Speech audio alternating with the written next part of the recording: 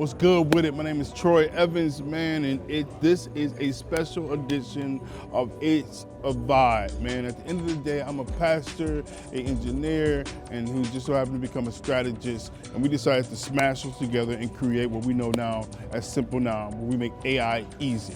Look here. Now, I have invited some family and friends who all work with me at building both our nonprofit side of our world and our for-profit side of the world. At the end of the day, we have this nonprofit where we equip leaders to do the work of ministry. And then we decided that, man, we're doing this equipping.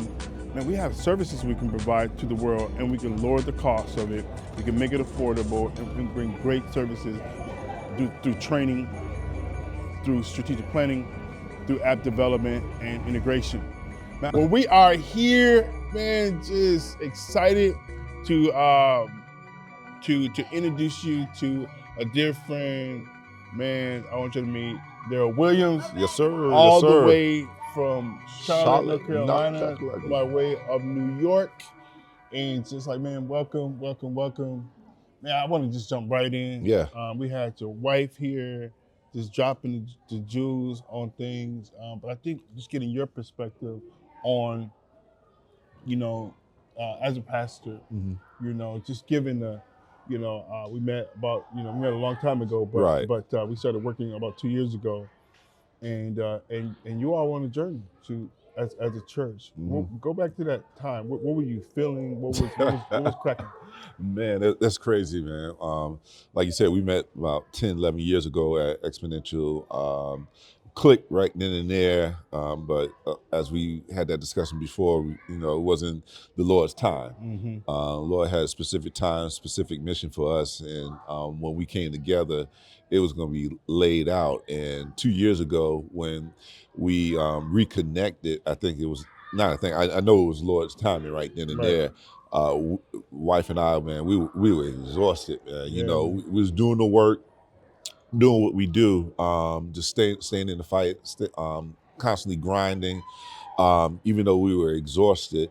And when we reconnected, he was like, man, there's a better way to this. And you bringing strategy to what we're doing. Like, it's not that we lack strategy. I think we lack the opportunity to really step back and to assess what we were doing, to assess what works, what doesn't work, what we need to put down, what we need to, lift up, and really you having that patience with us as well as we have the patience with you. A lot of the other, yeah. Jump on it. And so, man, like you said, your Molly, you say we had to have some bones broken, and man, in the process of breaking bones, man, I remember we was on the call and he was asking something, and I felt like he was asking it over and over again. You wasn't getting it, and I was like, man, what's going on? Man? Like, yo, I love my man, but P, you get on my nerve right now. Like, what's up, man? But it was necessary because you was giving us our opportunity to pause. Yeah. Look at what you guys are bringing to the table. And I think the most valuable thing about it is, like, don't allow life to cause you to devalue what God is giving you. Yeah, man. And being able to articulate that, write it down, assess it, and then really put a plan together to execute it was, man, it was life-saving. It was, when you said that, I have a conversation with denominational leaders about Charlotte, and then they would ask me, so what do we do? How do we go about this? And my honest opinion, because you know me, I keep it a buck. No if doubt. I didn't feel it, I wouldn't say it. You know what I mean? My thing was like, man, y'all best bet is to knuckle down and get behind the Williams. If you want to multiply in the city, your best bet is to get behind them and see if you can pour lighter fluid, because they're going to go with or without you. And that for me, that's what I've seen, because it was faithful, available, and teachable. Willing to be, because you have a world of experience. You've been doing this for a minute. You've been doing life, and right, educated people, all stuff. So it can easily be like this. Like, I'm good, because I wasn't telling you anything new. Right. You get what I'm saying? Mama actually literally wrote but the book on discipleship, right? So it's like, it's not like I'm saying anything new. It's just like, when you said it a minute ago, it's like the willingness to say, it's okay to pause. Yeah.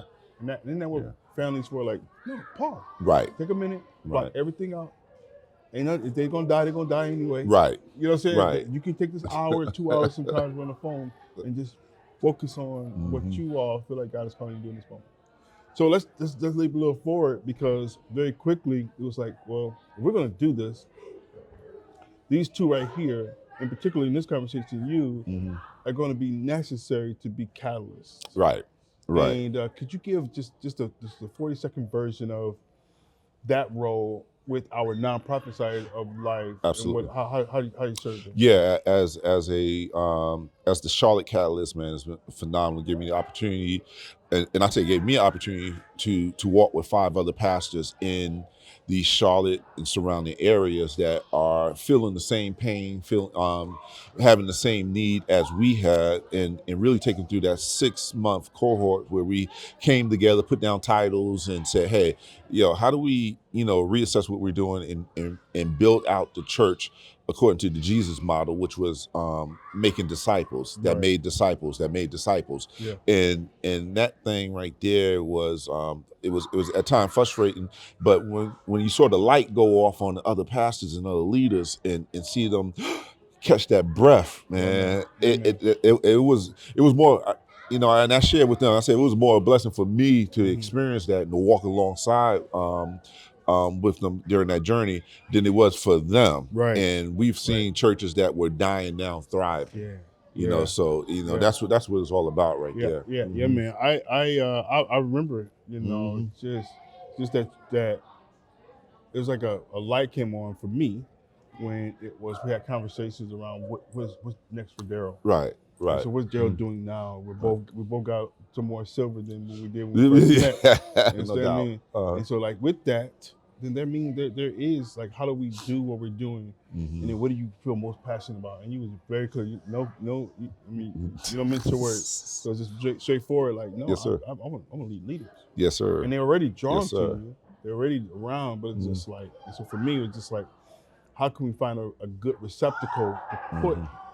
And we could. I said we're gonna find it. We'll figure it out. And the Lord provided it. Yeah. And I think it's been nothing but dope since, and to see. And I can't wait to this next season, as we learned last year. How do we go back in? Yeah. With another 5 leaders? There you go. And see what God does. There we go. I want to jump right into AI.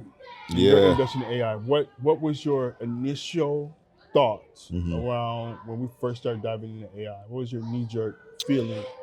Yo, with AI, I embrace technology. My old life time ago was sales and technology. But truth be told, when it came to AI, I wasn't grasping like, I hear everybody talking about it. Right. I see them using it, but I was kind of like, I had a little reserve that the old school, my age was coming out, because I was like, man, how do I jump into this? How do I really begin to use this and integrate it for kingdom purpose? And when we I sat down, went through our training and began to start really taking a look at how AI comes in.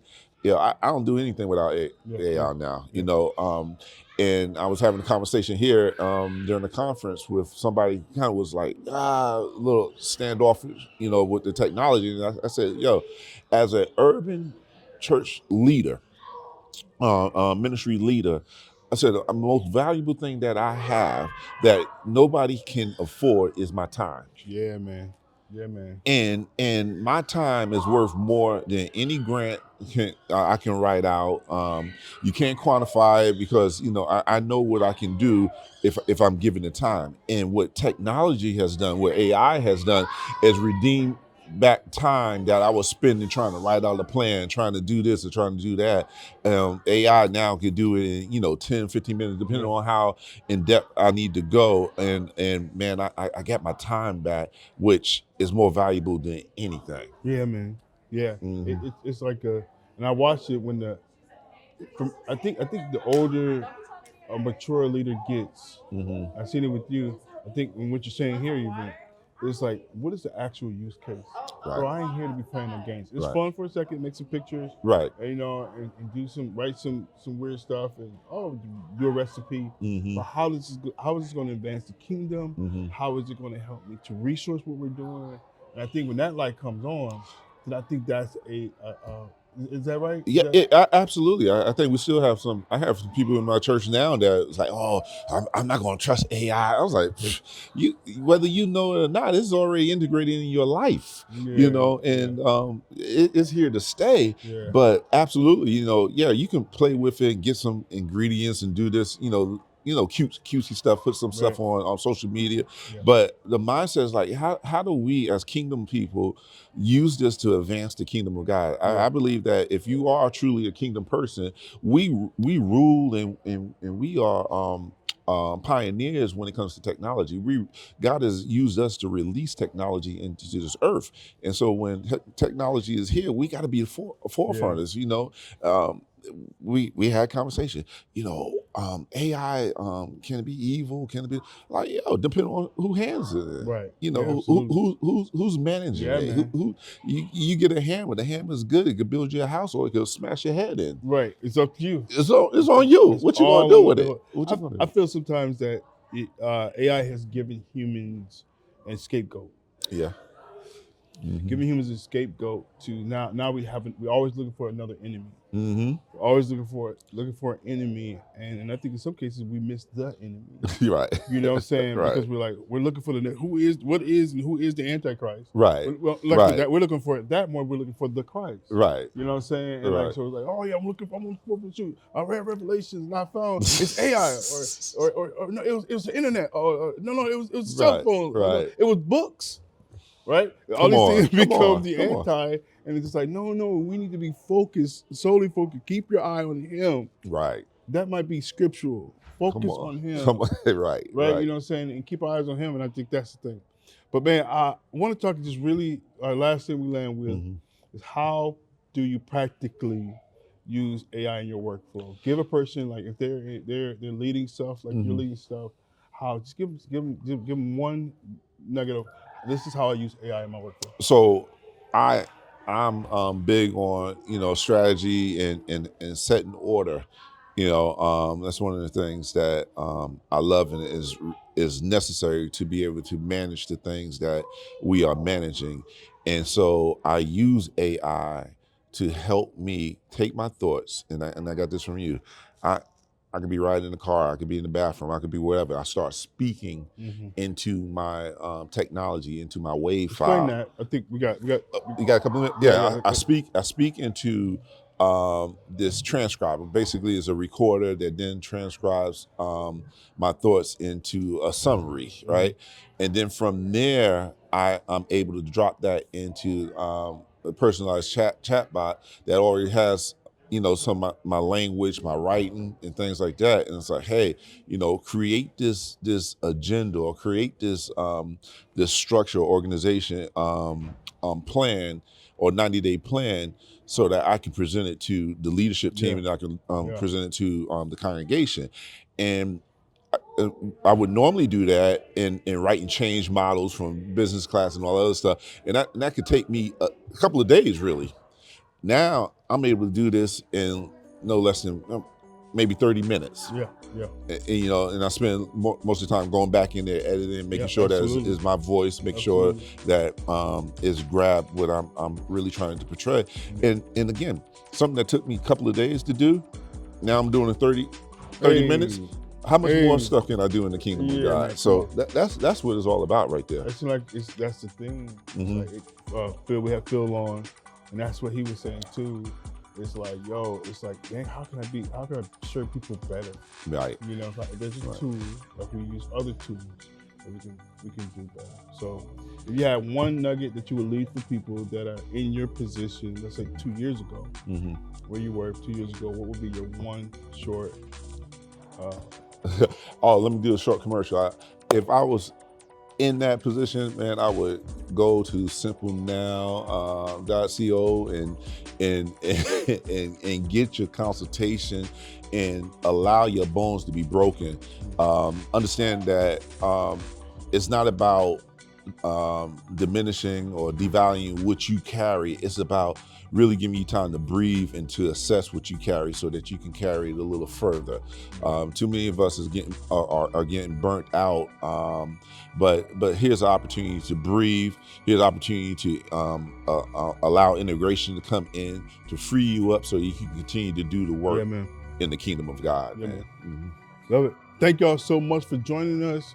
It's been a vibe with you. Like, subscribe. Let's get it. We out. Deuces.